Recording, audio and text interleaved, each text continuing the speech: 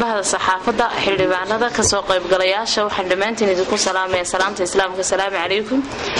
waxaan maanta kulankan aan isugu nimid waxa uu ku saleysan yahay amaba lagu magacaabo hogaaminayaa xildhibaanada golaha deegaanka gobolka Gabiley oo maanta si xasilooni uga qaad xilkii uga la noqday maayarka golaha deegaanka iyo ku xigeenkiisa anagoo 14 xildhibaan horana u dooranay maantana kala noqonay fartayadii una diyaara inaanu waxqabadka iyo horumarka dalka ka shaqeyno una dhaaranay bulshada inaanu wax u qaban doono xasilooni aanu si sinaan ugu shaqeyn doono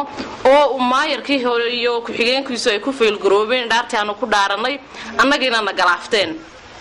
waxa weeyaan maanta waxaanu leenahay oo madaxweynaheena sharafta leh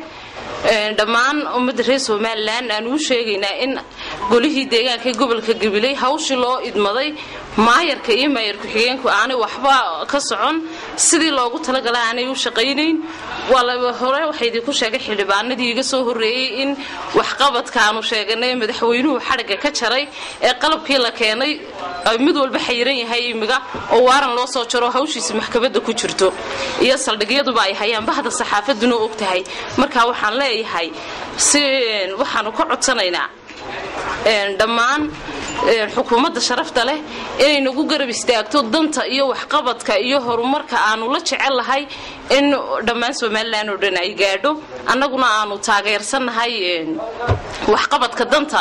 hawshana loo idmaday imma waxaan leeyahay shirkaygu wuxuu ka dhici doonaa howlka dawladda hoose maanta 15 bisha aanu kaga qaadi doono maayarka iyo maayar ku xigeen dhammaan salaam calaykum